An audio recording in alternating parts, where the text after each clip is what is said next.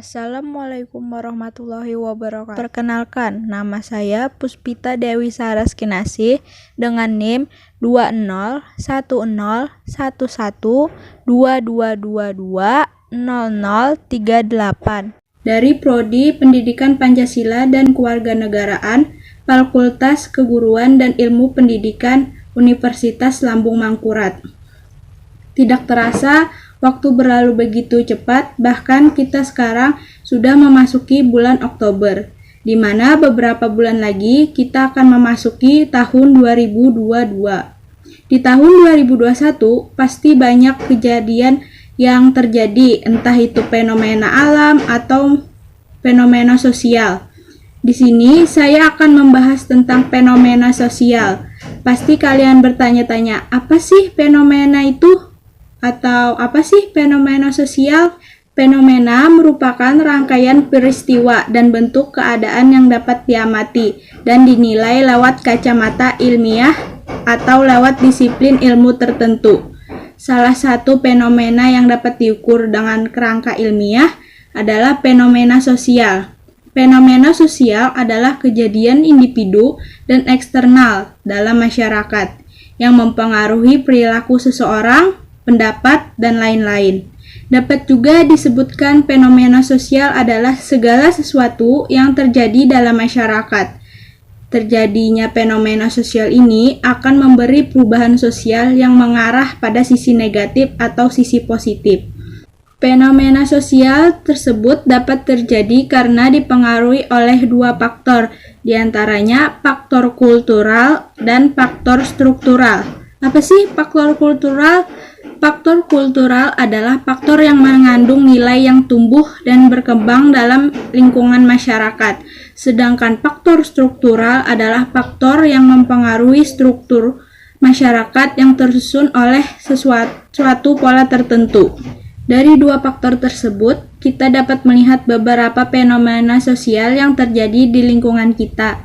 Contohnya, mudik, kriminalitas, kepadatan penduduk, kenakalan remaja, kerusuhan massa, aksi solidaritas, kemiskinan, disorganisasi keluarga, kejahatan, dan prostitusi. Nah, salah satu fenomena sosial yang akan saya bahas kali ini adalah mudik. Yang kita ketahui, mudik adalah salah satu fenomena sosial yang dimiliki Indonesia. Bahkan bisa kita katakan hanya di Indonesia mudik itu ada.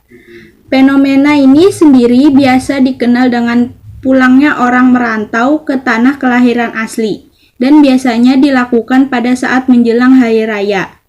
Fenomena ini sudah menjadi sebuah kebudayaan baru di Indonesia, sebuah rutinitas wajib yang dilakukan oleh masyarakat Indonesia dalam menyambut Hari Raya Idul Fitri.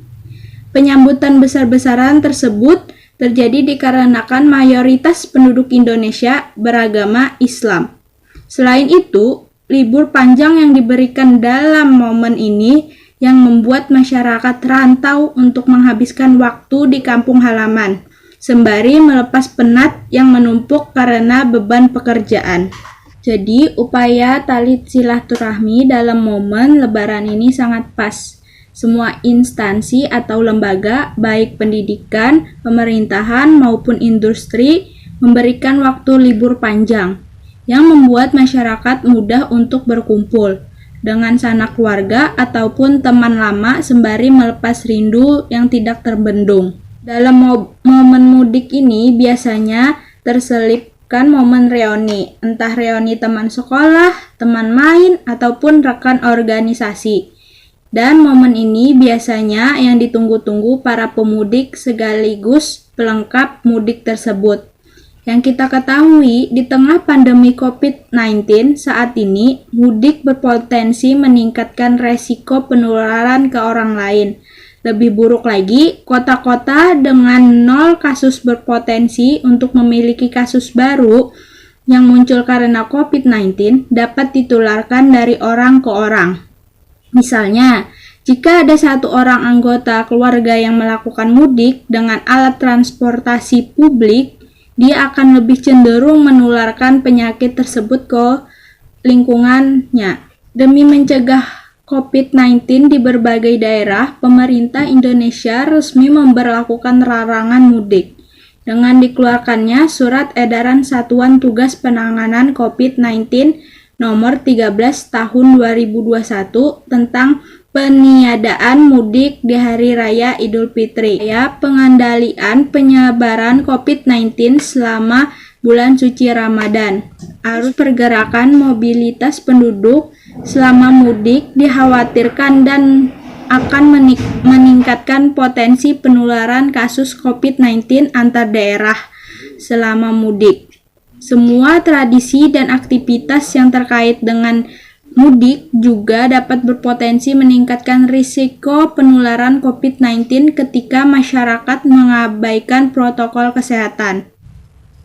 Disadari ataupun tidak, larangan berpergian keluar kota dalam rangka libur Idul Fitri secara psikologis dapat mempengaruhi kondisi psikis seseorang. Rasa ingin bertemu dengan orang dicintai dapat menyebabkan seseorang merasa kesepian, kehilangan, rasa kecewa, dan rasa homesick.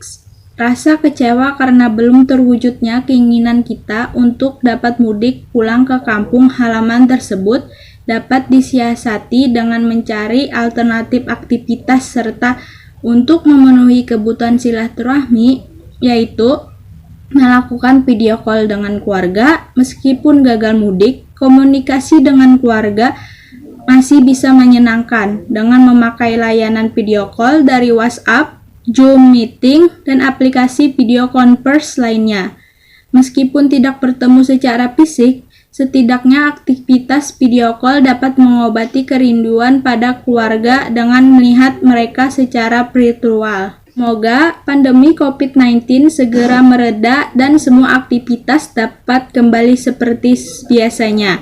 Tetap jaga kesehatan walau kalian semua sudah vaksin. Bagi yang belum vaksin, ayo vaksin untuk memberi perlindungan agar tidak tertular atau sakit berat akibat COVID-19. Ingat 5M, memakai masker, mencuci tangan dengan sabun dan air mengalir atau hand sanitizer, menjaga jarak, menjauhi kerumunan, dan mengurangi mobilitas. Sekian dari saya, semoga video ini dapat memberi pembelajaran untuk kalian semua. Saya akhiri, wassalamualaikum warahmatullahi wabarakatuh.